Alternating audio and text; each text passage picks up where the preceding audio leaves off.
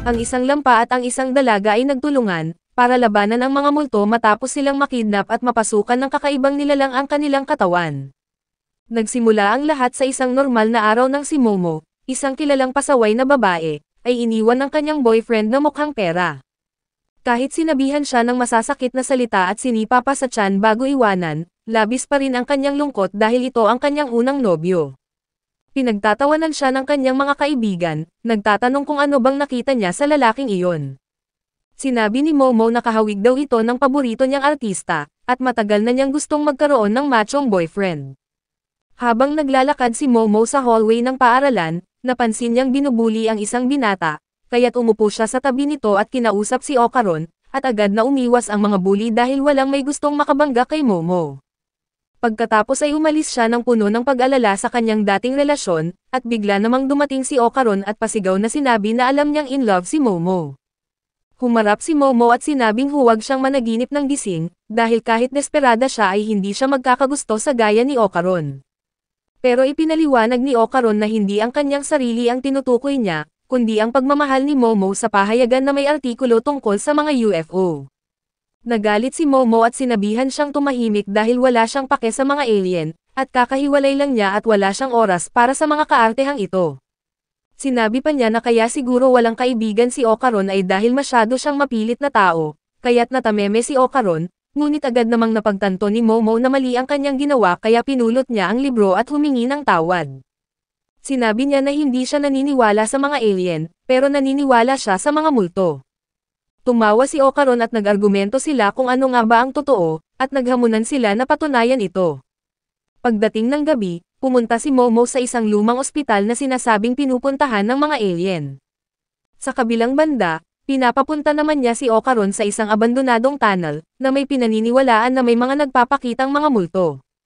Kinakabahan si Okaron habang papalapit sa tunnel dahil para bang hinihila siya nito, kaya't tinawagan niya si Momo at tinanong kung nakakita na ba siya ng multo.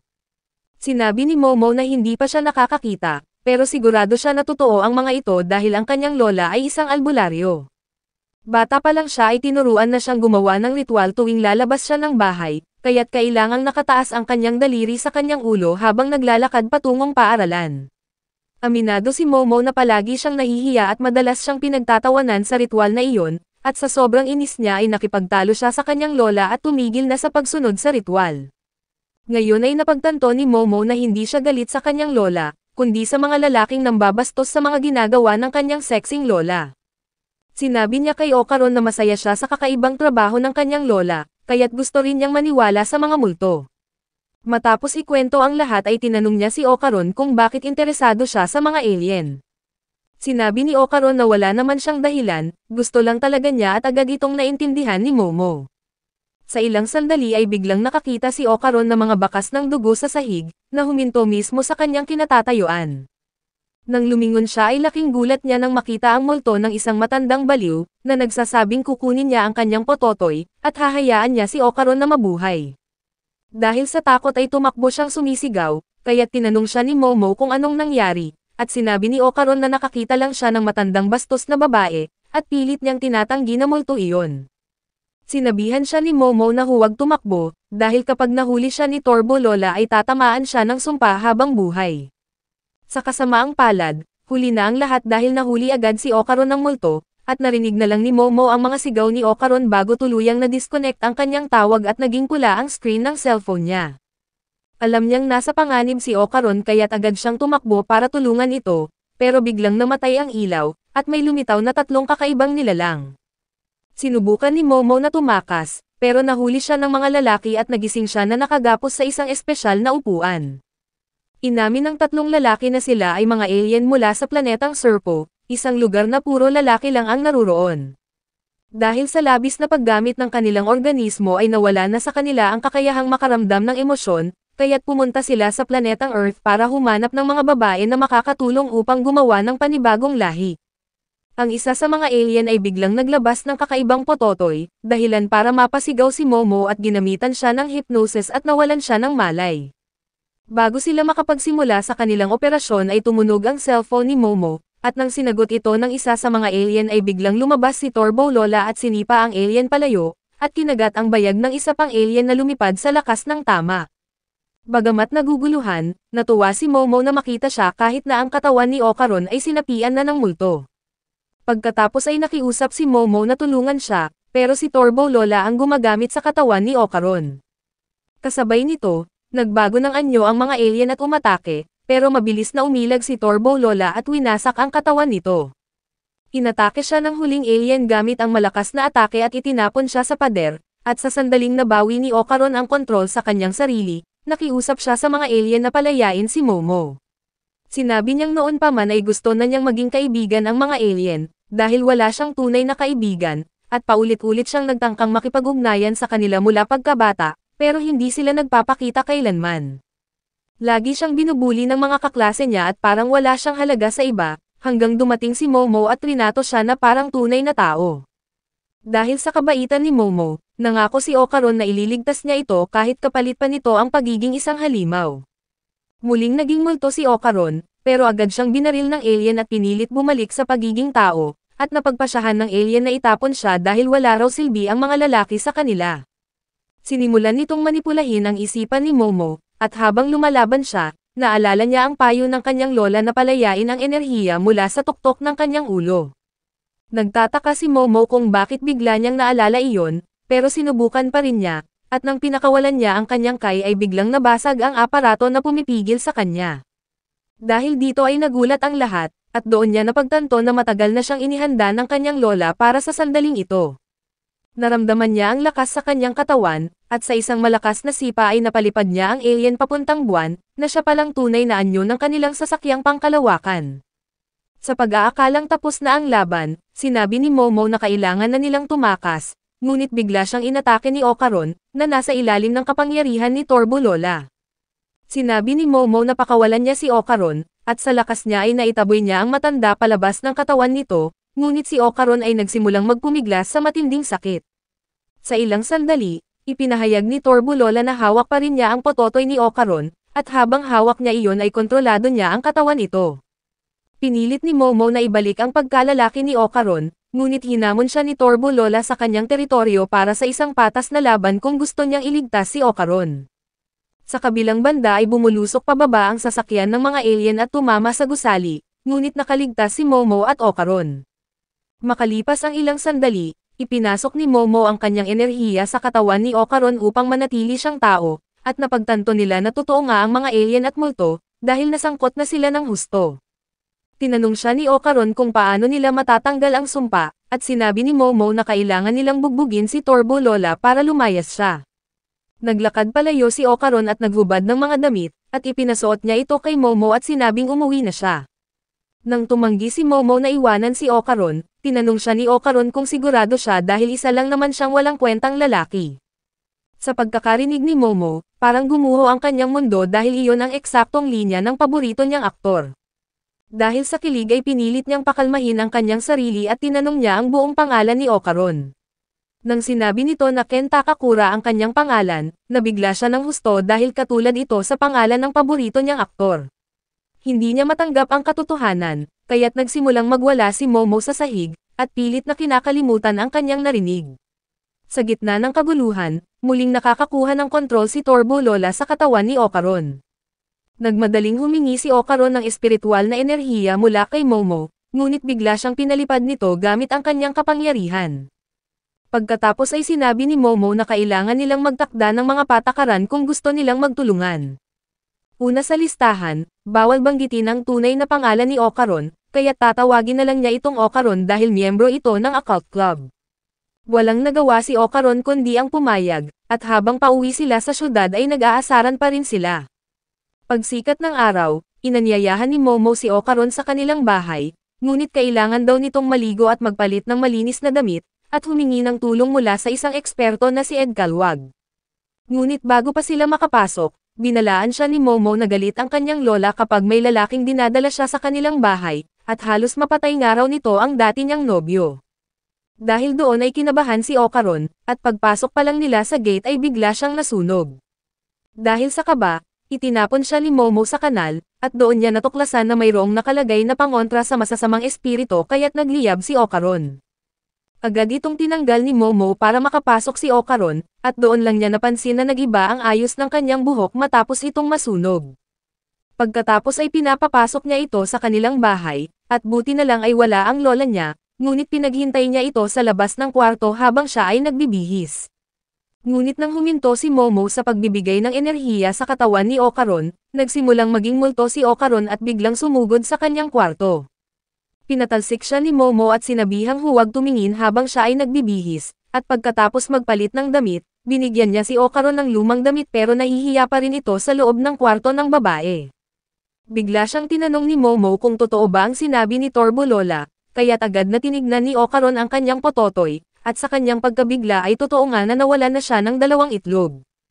Habang nataranta si Ocaron, tinukso lang siya ni Momo at sinabihan na ipakita ito sa kanya, ngunit sinisi siya ni Ocaron dahil si Momo ang nagtulak sa kanya papunta sa abandonadong lugar. Sinabi ni Momo na siya raw ang unang lumapit at nagkwento tungkol sa mga alien, ngunit tumahimik si Ocaron at inamin na umaasa siya na magiging magkaibigan sila. Pero ngayong naiintindihan na niya na magkaiba sila, humingi siya ng paumanhin sa pagdala sa kanya sa panganib at sinabing huwag na lang siyang pansinin kapag natapos na ang kaso.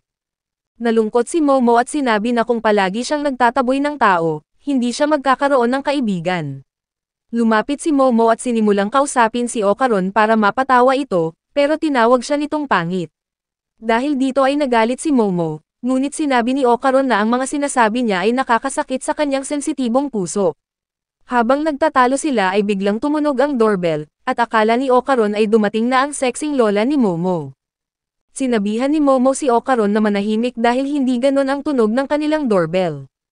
Bigla niyang naalala ang sinabi ng kanyang lola noon, na may 2 klase ng doorbell sa kanilang bahay, ang isa ay para sa tao at ang isa ay para sa masasamang espiritu, at ang isa sa mga ito ay nasa labas lang ng kanilang pinto. Nang mapagtanto ni Momo na baka nakapasok ang masamang espiritu dahil inalis niya ang harang sa gate, kinabahan siya at agad siyang nagdesisyon na ibalik ito para maprotektahan ang kanilang bahay.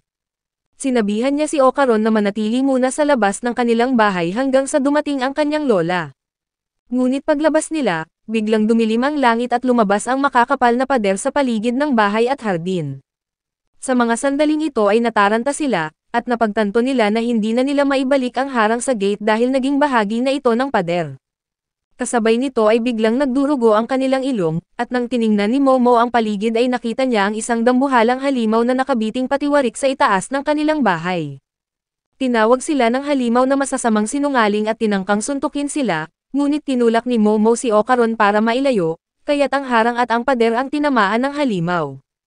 Sinimulan silang habulin ng dambuhalang halimaw na parang sumo wrestler, habang sumisigaw kay Ocaron na ibigay sa kanya ang pototoy niya. Naguguluhan si Ocaron at napaisip kung bakit marami na ngayong naghahanap sa pototoy niya. Napagtanto niya na ang halimaw ay hindi isang espiritu kundi isang alien na kilala bilang Flatwood Monster, isang nilalang na nakita na sa iba't ibang panig ng mundo. Sa palagay niya, ang doorbell na pang-espiritu ay tumunog dahil sa alien, na baka may pagkakatulad sa mga espiritu. Nagsimulang maglabas ng makamandag na usok ang halimaw, kaya't binalaan ni Momo si Ocaron na mamamatay sila kung wala silang gagawin. Ngunit mas lalong lumala ang sitwasyon nang muling kontrolin ni Turbo Lola si Ocaron, at sinubukan ni Momo na pigilan ang multo habang inaatake sila ng halimaw at winasak ang kanilang bahay. Pagkatapos ay tumakbo sila at nagtago sa isang lumang bodega, at doon napigilan ni Momo ang multo pansamantala, ngunit nanatiling sinumpa ang kaliwang kamay ni Ocaron. Tinangka ni Momo na alisin ang sumpa ng tuluyan, pero naisip ni Ocaron na hayaang manaig ang sumpa sa kanyang katawan upang magamit ang kapangyarihan nito laban sa alien. Sa mga oras ding iyon ay natagpuan sila ng alien at sinira ang bodega. Nang makaligtas sila ng bahagya ay hiniling ni Ocaron na bitawan ni Momo ang sumpa sa kanyang katawan, ngunit kontrolin ang epekto nito sa kanyang isipan upang mas magamit niya ito ng maayos. Aminado si Momo na hindi pa siya bihasa at sinubukan niya, at habang nagpapakawala ng panibagong shockwave ang alien, nagtagumpay si Momo sa pagbibigay kay Ocaron ng kontrol sa kanyang kapangyarihan. Napahanga si Momo, pero laking gulat niya nang mapansin niya na naging tamad at malungkot si Ocaron sa bagong anyo nito. Tinangkang patayin ng alien si Ocaron sa isang atake, pero nakaiwas siya sa huling sandali gamit ang bilis ni Turbo Lola, at napunit pa niya ang mga daliri ng alien. Malaki ang tiwala ni Momo na mananalo sila, pero biglang umubo ng dugo si Ocaron at nawalan ng kapangyarihan. Tinadyakan siya ng alien sa lupa, pero bago ito makagalaw ay hinila siya pabalik ni Momo, at humingi ng paumanhin si Ocaron dahil hindi niya kinaya ang kapangyarihan ni Torbulola. Muling nataranta si Momo kung paano nila matatalo ang halimaw, pero bigla siyang nakaisip ng ideya. Dahil sumo technique ang gamit ng alien, naisip niya na kung mapaluhod nila ito o mapahawak ang kamay sa lupa, matatalo ito ayon sa patakaran ng sumo. Tinawag siya ni Ocaron na isang gagong henyo at muli silang naghanda para umatake. Sa tulong ni Momo, bumalik ang kapangyarihan niya at sumugod siya sa alien, at mabilis niyang pinunit ang binti nito. Tinapos ni Momo ang atake gamit ang kanyang lakas para mapalapat ang kamay ng alien sa lupa, at nang tumama ito ay nagsimulang matunaw ang alien. Ngunit dahil sa kakaibang lakas ng halimaw, nag-backflip ito pabalik bago pa man tumama sa lupa ang kanyang pangalawang kamay.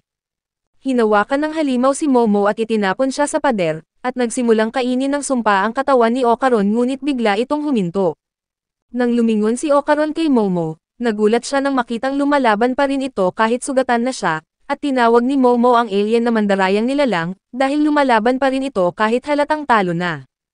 Pagkatapos nito ay nagwala ang alien, at binugbog si Momo ng husto hanggang sa mabutas ang pader. Nang mapagtanto ni Momo na sapat na ang butas na nilikha niya para makaalis sila sa kamatayan, hinila niya si Ocaron at muling inilagay ang harang sa gate, at muling gumana ang proteksyon sa kanilang bahay. Nasunog ang alien dahil sa harang, habang mahigpit na niyakap ni Momo si Ocaron para hindi ito madamay. Nang tuluyang matunaw ang alien ay bumalik ang lahat sa normal, at natuwa si Momo na nanalo sila, pero bigla siyang nawalan ng malay dahil sa sobrang pagod at paggamit ng kapangyarihan. Nang sinubukan siyang tulungan ni Ocaron ay biglang lumabas si Torbulola mula sa kanyang katawan, at nang hinawakan niya si Momo, biglang may lumipad na pako at tinamaan ang ulo ni Torbulola na naging dahilan para siya ay mapalipad. Dumating ang sexing lola ni Momo na si Seiko, at sa tingin niya ay isa na namang talo ng lalaki ang dinala ng apo niya, at ngayon ay hindi pa tao. Nang sumugod si Torbulola ay nasunog siya sa harang na nilagay ni Seiko, at alam na niya kung sino ang panalo dahil nakakulong na ang multo sa isang magic barrier. Nang muling sinubukan ni Torbulola na umatake ay nasunog siya agad, kaya't nagbanta si Torbulola na kapag pinatay siya ay mamamatay din si Ocaron. Ngunit sinabi ni Seiko na wala siyang pakialam, dahil mas mabuti pang araw na mawala ang lahat ng lalaki sa buhay ni Momo. Pagkatapos ay gumuhit siya ng panibagong magic circle at binura ang maliit na parte ng una, kaya't muling nasunog ang multo. Lumipas ang ilang oras bago nagising si Momo sa kanyang kwarto, at pagdilat niya sa kanyang mga mata ay agad niyang naisip si Ocaron. Agad siyang bumaba at nakita niya na nanunood muli ng Viva Max ang kanyang sexing lola, katulad ng madalas nitong gawin noong kabataan niya. Tinanong ni Momo ang kanyang sexing lola kung nakakita ba ito ng lalaking nakasalamin, at sumagot ang lola niya at tinanong kung dinala ba ni Momo ang binata sa isang lugar na puno ng espiritual na enerhiya. Sumagot ng oo si Momo, saka nagtanong kung ano ang nangyari kay Ocaron, at sinabi ni Seiko na winasak na niya ang masamang espiritu, kaya't nagpanik si Momo. Bigla namang nagiba ang tono ni Seiko at binanggit ang mga hinanakit niya mula sa nakaraan, noong tinawag siya ni Momo na isang peking espiritista at sinabi niya na hindi totoo ang mga multo. Lumuhod si Momo bilang paghingi ng tawad, at desperadong nagtanong kung ano talaga ang ginawa ng lola niya kay Ocaron. Sinabihan siya ni Seiko na pumunta sa pangunahing dambana, ngunit napamura si Momo habang papunta roon at iniisip na baka abo na lang si Ocaron. Sinisisi ni Momo ang kanyang sarili, dahil gusto lang naman ni Ocaron na magkaroon ng kaibigan, pero siya pa ang naging dahilan ng pagkasumpa nito. Ngunit pagbungad niya sa loob ng kanilang dambana, nakita niya na maayos lang at kumakain ng kanin si Ocaron. Nakahinga ng maluwag si Ocaron nang makita si Momo, dahil inakala niya na nasaktan niya ito, ngunit sinarhan lang siya ni Momo ng pinto dahil bigla niyang napagtanto na nag-alala siya para sa isang lampa. Pagkatapos niyang murahin si Ocaron dahil buhay pa ito, saka lang siya nakaramdam ng ginhawa. Dumating si Seiko at tinokso si Momo, tinanong niya kung may gusto ba siya sa isang lampa, ngunit sinabihan siya ni Momo na tumigil, at saka ipinaliwanag ni Seiko na ikinulong niya si Ocaron sa dambana para hindi siya makontrol ni Torbulola. Ipinaliwanag ni Momo na ninakaw ni Torbulola ang mga itlog ni Ocaron, at dahil responsibilidad niya ito, gusto niyang tapusin ito ng maayos, tulungan si Ocaron na mabawi ang nawala sa kanya at talunin ang kalaban. Ikinwento rin ni Momo na may mga alien siyang nakilala at nagising ang kanyang psychic power, pero hindi naniniwala si Seiko sa mga alien. Sinabi ni Seiko na kalimutan na ni Momo ang ideyang magiging normal si Ocaron, dahil si Turbo Lola ay isang makapangyarihang multo na nabubuhay na noon pa. Sa kabila nito, mas lumala pa ang sitwasyon dahil may isa pang malakas na espiritu sa tunnel kung saan siya kamakailan lumipat, at nagsanib na raw ang dalawang ito. Nang sinubukan ni Seiko na palayasin ang multo ay hindi man lang siya makapasok dahil sobrang lakas ng espiritual na kapangyarihan sa loob ng tunnel. Ibig sabihin ay imposible itong talunin hanggat nasa kanyang teritoryo pa ito, at siguradong mamamatay si Momo kung pipilitin niya. Pero kahit delikado ay buo ang loob ni Momo na tulungan si Ocaron, kaya't sinabi ni Seiko ang tanging paraan para manalo. Kailangan nilang hamunin si Turbo Lola sa larong habulan, at palabasin ito sa nasasakupan niya, ngunit hindi ito magiging madali dahil ang kanyang teritoryo ay ang buong lungsod. Kung sakaling mailabas nila si Turbo Lola ng lungsod nang hindi nahuhuli, lubha siyang manghihina at madali na siyang talunin. Gayunpaman, kinakabahan si Momo dahil alam niyang wala siyang laban sa bilis ni Turbo Lola, pero agad siyang nilinaw ni Seiko, hindi naman daw siya ang tinutukoy niya. Biglang bumukas ang pinto at sinabi ni Seiko kay Ocaron na kailangan niyang talunin si Turbo Lola sa karera. Ngunit nagrereklamo si Ocaron dahil napakahina ng kanyang katawan, at ilang segundo lang ang kaya niya sa kanyang superpower mode. Sinabi ni Seiko na wala siyang ibang pagpipilian kundi ang magsimula na agad sa kanyang pagsasanay. Inutusan siya ni Seiko na gayahin niya ang ginagawa ni Saitama at buhatin si Momo habang tumatakbo para mapigilan ang sumpa na tuluyang lumalamon sa kanya. Sinabihan rin niya si Momo na palakasin ang kanyang kapangyarihan, dahil handa na siyang sanayin silang dalawa kinabukasan. Nang sumunod na araw, napunta sa alanganin si Ocaron dahil kailangan na niyang magbanyo, pero hindi pwedeng mawala ang kapangyarihan ni Momo sa kanya, dahil magkakaroon ng pagkakataon na kontrolin ang kanyang katawan ni Turbo Lola. Ipinahayag ni Seiko na samahan na lang siya ni Momo habang nagbabanyo, pero agad nilang sinabi na hindi iyon ang gusto nila. Dahil dito ay nagtataka si Seiko kung paano nga ba nagawang kontrolin ni Momo ang sumpa. Ipinaliwanag ni Momo na nakakakita siya ng aura sa paligid ng mga bagay, at kapag pinupunit niya ang aura ng multo na nakapalibot kay Ocaron, bumabalik ito sa pagiging normal. Sa sandaling ito ay limitado pa lang ang kapangyarihan niya sa paggalaw ng mga aura, pero noong una niya itong naranasan, pakiramdam niya ay isa siyang Diyos. Sinabihan siya ni Seiko na subukan niyang pakiramdaman ang aura gamit ang kanyang katawan sa halip ng mga mata para mas lumakas siya. Sinubukan ni Momo ang kanyang payo, pero hindi ito gumana at nag-transform si Ocaron. Nang maibalik siya sa normal ay halos maihina siya, at agad na tumakbo papunta sa bahay ni Momo para magbanyo. Hinabol siya ni Momo para mapigilan ang susunod na pagbabagong anyo, at sumama si Seiko para panoorin ang mangyayari. Sa huli ay naranasan ni Ocaron ang pinakamalupit na kahihiyan sa buong buhay niya, na pinapanood siya ng mga babae habang dumudumi. Habang tinatanong ni Seiko ang tungkol sa kapangyarihan ni Momo, biglang lumitaw si Turbo Lola sa katawan ni Ocaron sa loob ng bahay. Pagkatapos ay tinawag ni Momo ang kanyang lola, pero hindi ito makagalaw at may lumalabas na dugo sa kanyang ilong at sa kanyang tenga. Sinabi ni Turbo Lola na kaya niyang lagyan ng sumpa ang kahit sinong makita ni Ocaron, at pwede na niyang patayin si Seiko kung gugustuhin niya. Ngunit sinabi ni Turbo Lola na mas gusto niya na makipaglaro, kaya't hinamon niya si Momo na pumunta sa tunnel ngayong gabi para makipaglaban, at kung tatanggi siya ay mamamatay ang lahat ng makikita ni Ocaron. Nang maglaon ay ikinwento ni Momo ang lahat kay Ocaron at Seiko, at sa pagsapit ng dilim ay nagsuot ng damit pang ritual sina Momo at Ocaron bilang paghahanda. Ngunit habang nasa tren ay nagpalit si Momo ng normal na damit, dahil wala raw siyang pakialam sa proteksyon basta maganda ang itsura niya. Pagdating nila sa abandonadong tunnel, sinabi ni Momo na baka mas mabuting doon na lang nilalabanan si Turbo Lola. Ngunit sa pagsabi niya nito ay biglang lumitaw ang dambuhalang ulo na humarang sa daan, kaya't nataranta si Momo at pinaalalahanan siya ni Ocaron na huwag magpadala at pakawalan ang sumpa sa kanyang katawan para makapag-transform siya. Agad naman itong ginawa ni Momo, at naging isang tamad at walang gana pero naging makapangyarihan si Ocaron, na dahan-dahang lumapit sa dambuhalang ulo para wasakin ito. At dito na muna nagtatapos ang ating anime recap. Kung nag-enjoy ka ay huwag kalimutang mag-like, mag-subscribe at i-hit ang notification bell para lagi kang updated. Maraming salamat at kita-kits sa susunod na anime adventure.